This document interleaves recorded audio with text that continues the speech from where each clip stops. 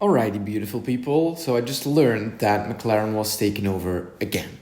And here is a bit of a speculation on what will happen with McLaren after the UAE rather, Dubai holding company bought them over. So let's take a look, right? Back in 2007, when McLaren kind of started relaunching the brand with the 12C and of course the majestical P1. They were owned by Mumtalakat, I presume that's how you kind of pronounce it, which is a Bahrain company, right? And here is what that looked like. So in 2007, the ownership structure was as follows. Mumtalakat holding company owned about 30%. Ron Dennis, who's a gentleman over here, I'll dive into that soon, owned 35%, and then TAG Group another 35%. So Sir Ronald Dennis, was the British businessman that actually was the executive of and the CEO of McLaren Formula One, and I presume he had a large stake in McLaren as a whole. So a couple of years later, by 2018, the ownership had kind of changed. So the holding company now owned a majority stake.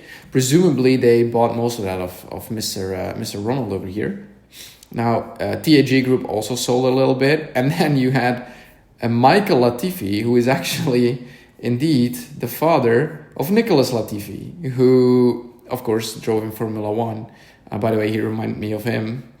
But in any case, let's get back to the point. So in March of 2024, so only in March of this year, Mumtalakat acquired the remaining shares to become the sole owner with 100% stake in McLaren Group. But now in 2024, but in December, so half a year later pretty much, now McLaren is owned by the UAE.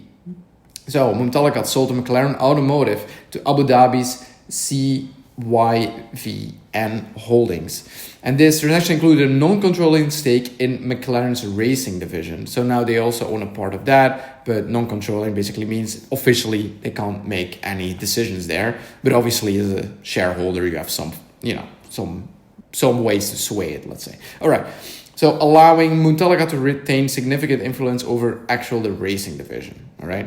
So now when I started this little video, I said, here's what will happen with the McLaren takeover. So now let's get into that. Now you have all the background, right? So this is what was being said in the articles. The deal is believed to be 1.5 billion as McLaren reeled under the losses of about 1.1 billion last year.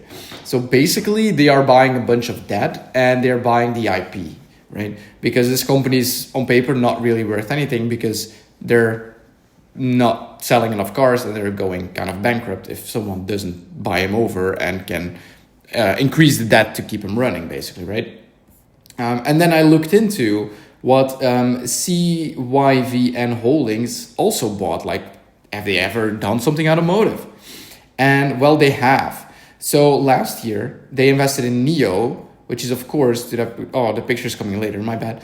In NIO is the Chinese smart electric vehicle manufacturer, and they invested 2.2 billion. Now, I couldn't really find a percentage. I presume that is, secretive, which is fine. But this investment granted them to hold a substantial stake in NIO, so likely they have a lot of sway within NIO. And then just in October, so right before they acquired McLaren, together with NIO, they set up NIO MENA. So they launched NIO MENA, a joint venture aimed at advancing smart electric vehicle innovation across the Middle East and North Africa. This collaboration focuses on introducing NIO's vehicle models and subsidiary brands, this is the important part, to the MENA market, contributing to the region's sustainable development goals. So, yeah, when I read this, basically this is what's going to happen, right? They're going to use the tech of NIO and kind of, fill it into the McLaren brand and presumably can use some of those parts, and with parts I mainly mean likely the electric side or the hybrid side and some of that smart technology, and fit it into the racing heritage and the sport heritage of McLaren, which of course has a lot of, cachet, as we would say. Now, Middle East and North Africa is a large market, especially Middle East is very wealthy. McLarens are not extremely popular over there, so hopefully they will try to, have this little marriage going and get more luxury cars sold there, because of course people are very, very wealthy. So 2 questions for me. Will we see a fully electric McLaren, and will we see a McLaren SUV? The first one is it's very likely to happen because all the brands are going electric anyway, right? So I think for all the luxury sports manufacturers, this will come. Porsche, of course, was the first one, and they kind of sit in between them all.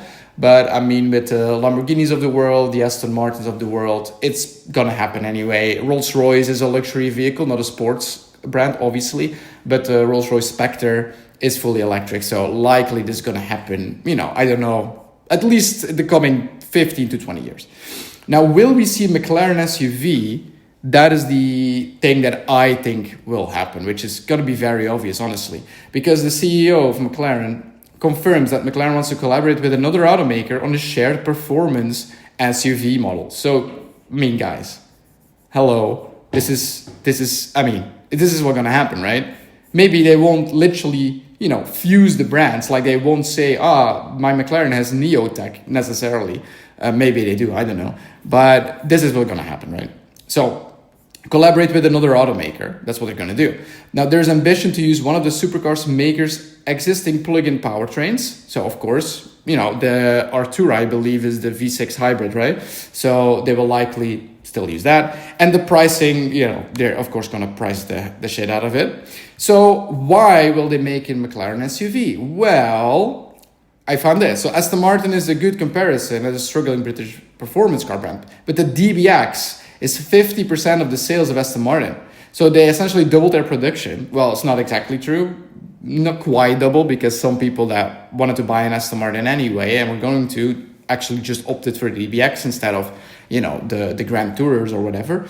But if McLaren does it really well, like Ferrari, for example, they could likely see a dramatic increase. So basically, McLaren is like the only luxury kind of sporty brand that hasn't done this, right? So we have, of course, the Cullinan, the DBX, as we talked about, the Bentayga, the Purosangue, the Urus, and the Porsche Cayenne GT.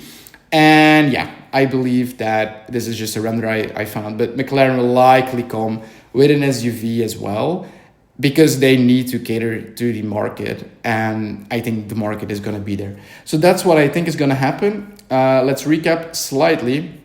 So I think the new holding company that now kind of owns McLaren as a whole, they will try to update the tech, likely cut production costs down while increasing sales in a market that's very suited to them. So that'd be the Middle East and North Africa. And I think they will just make new hybrid models, and likely an SUV will follow with that. I think that's what's going to happen. So if you think that too, let me know in the comments. If you think I'm talking a bunch of crap, also let me know, and I'll see you guys in the next one.